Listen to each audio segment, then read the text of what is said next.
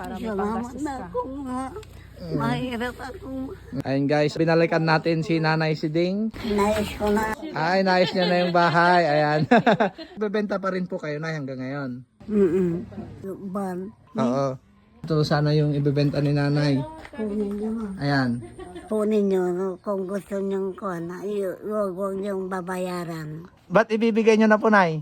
Talagang ganyan ang tao. Ang bait nyo naman po, Nay. Kahit wala na kayong kita, ibibigay nyo na po sa amin yung... Kunin mo eh. Kunin ko na.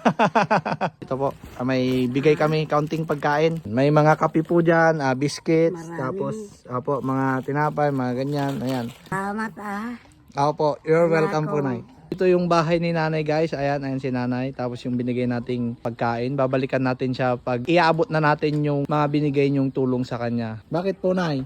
Walang tira ko. Mm. Mahirap akong buhay na ako. Mm. Walang tira. Marami pong nagbigay at nag-abot ng tulong sa inyo. Ito yung bahay ni Nanay, ito yung sa likod, sa harap yung entrance, tapos ito yung CR niya. So medyo malayo yung CR ni Nanay. Yan siya nagsi-CR. Papalagay natin dito yung kubo, dito lang, para malapit yung kwarto ni Nanay sa CR niya, para hindi na siya mahirapan, no? May mga ibibigay pa kami, Nay, sa susunod. Tira. Oo, pera at saka bahay mo. Kung mayroong salamat anak ko. Mm. At tumutulong kayo sa akin.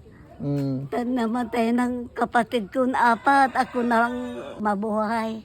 Kung gusto nyo kumukuha ng bami, kunin nyo. Yung ano po, benta nyo yon. Bigay ko na huwag yung babayaran. Kung na hindi kayo nagpunta dito, ititinda ko yan. Kung nagpunta kayo dito, hindi na. Kunin nyo na.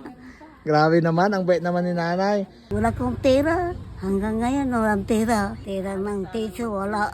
Kahit piso wala. Walang tiso. O, ito na iwakan mo muna para may Salamat panggastos na ka. ako nga. Mahirap akong Mm. buhay. Mm.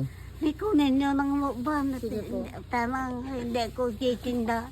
Sige po. Huwag na kayo magtinda, Nay. Magpahinga na muna kayo. Ayan, Nay, para may cash ka na, ha? Salamat.